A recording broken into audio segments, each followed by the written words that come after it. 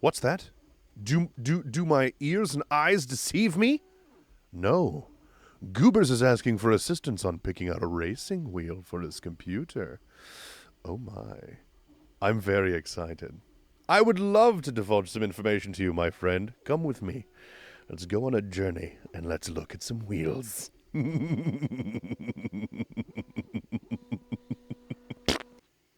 All right, goobers, let's start here. This starts with the Logitech Driving Force GT racing wheel. Now, this does come with pedals. It doesn't show it in this picture. Actually, I could probably pull that up for you, can't I? I can. Stop. Do that one. Thank you. Comes with pedals. This one has a plastic construction, but this one is very affordable in terms of where you can snag it from. You can get it for about $95. This is also the least expensive of all the options. But I will say I used this wheel for probably, I don't know, a good year. And I loved it. The force feedback is very strong. It does fight you quite a bit while you're racing. That shifter on the side is just a bump shifter, so you're going to bump it forward to shift up, pull it back to shift down. It does have 2 buttons on the back of the wheel for paddle shifters, and it has all of the layout of a PlayStation 3 racing wheel. Now, don't let that scare you. All these are going to say that they're for PlayStation 3 or 4, and they're the Logitech software that you can get will make it usable on a PC. And if you have issues with that, you can contact me. You just need to make sure you get the Logitech 5.10 controller driver for a racing wheel. And I've got all that stuff, so don't even worry about it. I get you set up. I loved this wheel, though. I used it for a good year. I played a lot of American Truck Sim on this, did a couple racing games. This wheel is great for entry level. It's going to hold up really well. I know there are cheaper wheels out there. Logitech sells a Momo racing wheel, which is fairly good, but it doesn't come with a shifter. It still has the plastic construction on the pedals. But these pedals do have a flip down. All the Logitech products have this. On the underneath side of those pedals, there is a little bracket that you can flip down. Has little teeth on there so that it'll grip when it's put on a rug or carpet, which I do believe your streaming setup is carpeted. So that'll help you from having it slide away, so you don't need to like build a plate for it or anything to keep it from going anywhere. But this is a great wheel to start with. But if you're looking for something a little fancier, it's great. It's got good clamps to clamp it down to your desk. I always do recommend picking up like a racing wheel stand. Getting a steering wheel stand for something like this, you're gonna thank yourself later when you're trying to put it away and store it and so on. So, but this is a very well built wheel. It's gonna last you a long time, and it's got a good amount of buttons on the steering wheel, so you can map stuff there, and you're not always reaching over to your keyboard to do stuff. Now, the next level up, we can go to the Thrustmaster T150 force feedback. This is the major competitor for the Driving Force GT now. This one is $195, so this one is a little more expensive. Still has plastic construction. The wheel has a lot more metal components. It has proper paddle shifters on the backside, and it does have all of the buttons for a PlayStation controller on the front. This does not come with a shifter. If you want to get a shifter, you're going to have to buy something separate. And once again, it only has 2 pedals, gas and brake. There is no clutch on this one. Same with the Logitech that I just showed you. So if you want to do a full manual or anything else like that, this isn't going to be the best option for you. If you want automatic and you just want to go this way, boom, you're sold. You can get the 2 cheap ones. I've heard really, really good reviews about this. I currently use the Thrustmaster product. I have not used the T150 yet, but I have heard really good reviews about that wheel. It is the little brother to the wheel that I use. You can go up to the T300 after this if you really want to, which is kind of a step in between. And that one's pretty good as well, from what I hear. But yes, this one is a great wheel, as well, has good force feedback. I've heard it's also pretty strong, comparable, if not a little bit stronger than the Driving Force GT. If you want to go one above, Firecrow did mention the Logitech G27 on Twitter. The G27 is no longer in production. It hasn't been for about 9 months now, almost a year. That was my favorite wheel. I still have it in the other room. The power supply is broken on it. I'm still trying to fix that. But if I can get that fixed, I'm going to be keeping that as a backup in case anything should happen to this wheel.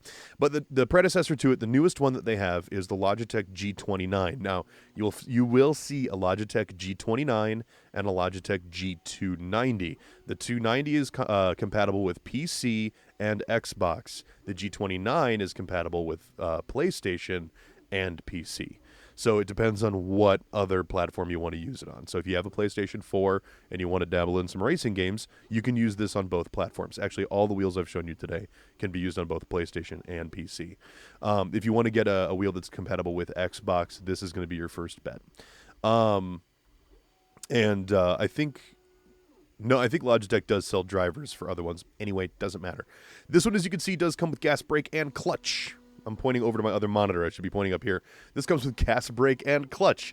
You also have a steering wheel, which does have all of the PlayStation 4 controls on there, as well as some additional controls for help there. There's a dial around that red ring on there is a dial, and that's I've seen people map that to brake balance and all sorts of other stuff. That depends on how serious and granular you want to get here.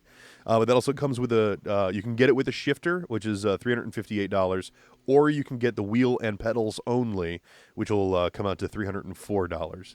But I still use the shifter off of the G27, which if you've ever watched my stream, you can see it's the shifter, and then there is a pad with buttons above it. I do like that personally. I don't like that they took it off of this one, but this is the predecessor. This is the new one, and it's really, really good. You can still find G27s out there, but because they don't make them anymore, people have jacked the price way up because salty bastards like myself are like, well, I still like the old one. So they've done that. So all the wheels up to this point have been, I would say, in the affordable realm. The next one I'm about to show you is the one I currently use. It was a gift, so I didn't buy it. But it is by far my favorite. These all work. The steering, when you steer with them, they work based off of a tooth and gear system. So you'll have a gear here, and you'll turn, and they'll turn, and that's how it sees where your wheel position is at. This one also has some optics built in as well. It has a plate in the back with holes drilled in and a laser, so you get a little bit more accuracy with it. But when you turn, if you have force feedback and you turn the wheel slowly, you will feel it kind of go thud through the gears. Now, if you want to go ham, if you want to be Farrington level, if you want to lose your brain case, you can go with the Thrustmaster T500 RS racing wheel. That's what I currently use. This starts at $600. It's a $600 racing wheel. If you want to get the gear shift that goes with it, which is down here, which I don't have. I use the G27 gear shift because I already had it.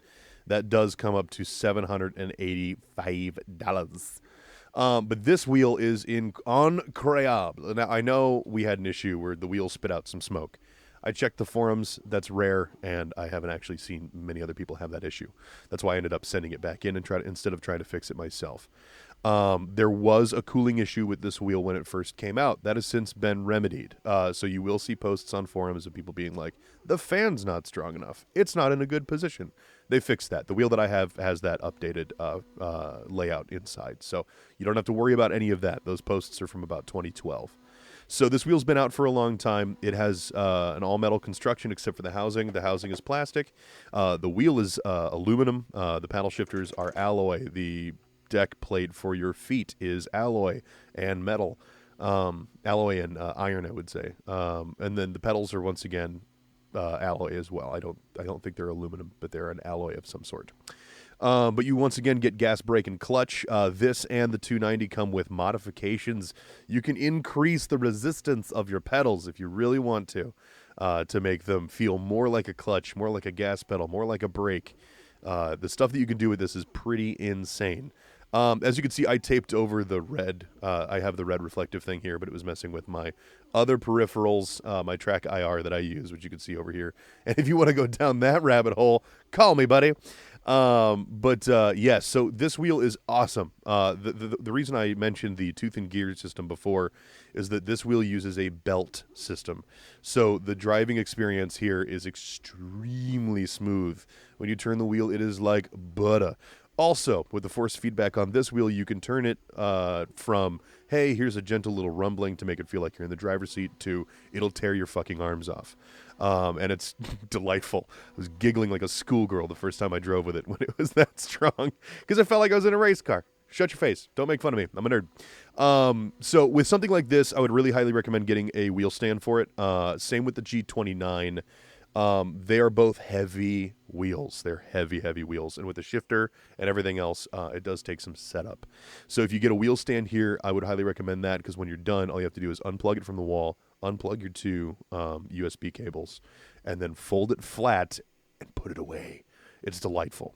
And it's going to turn driving, like pulling out your wheel to do a driving stream or something along those lines, it's going to make it a lot more enjoyable, as opposed to, shit, I got to get all that shit out. I got to take it out. I got to clamp it down. I got to make sure it's not going to move on me. I got to plug everything in. I got to make sure it's in the right position. I got to make sure it doesn't move. On a wheel stand, it's set up and done. You set it up once. I use zip ties to hold everything down so nothing moves. The wheel attaches with a clamp on the bottom. My gear shift is bolted to the apparatus, and my pedals are zip tied down. So nothing moves anymore. So all I have to do is fold it flat and stow it. It's beautiful. So there you go. Once again, you have the creme de la creme here. You can go higher than this. You can go higher than this. I can't afford it, and that also ensures my current relationship status is not going above this level. If you want to go higher than this, we can talk, but get ready to spend about $5,000 on your setup. You have the G29, which is my personal favorite. I love Logitech. The T500 RS is awesome, but I don't think you want to go that insane yet. But the G29 I highly recommend. Yes, it's $350. Yes. But if you want to race with a clutch and a gear shift, it's going to be your best bet. It's also pretty well plug and play. So is the Thrustmaster. Honestly, all of these are, pretty much. You're going to have to download some software from Logitech to get it to work correctly. And this one you may have to fudge with some drivers a little bit, but from what I've heard from everybody who's bought one, it's fine. Doesn't have any issues. If you don't need a clutch, then you're down in the bracket with the Thrustmaster T150 and the Driving Force GT. You can buy this from third-party sellers. You're probably going to get this one specifically. They don't really make anymore, but it is a great wheel. You can get it from different sellers for about $94, $95, which is what it was sold for when it was new. Or you could buy 3 new from $350. Don't do that.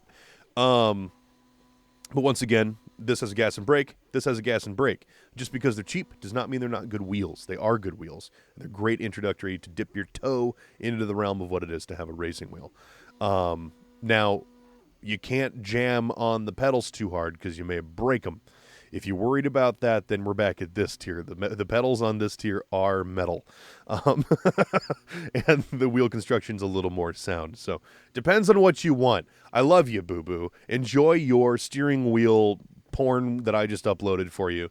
And welcome to what is in my brain case. Like I said, I've used I've used 3 of these 4 wheels.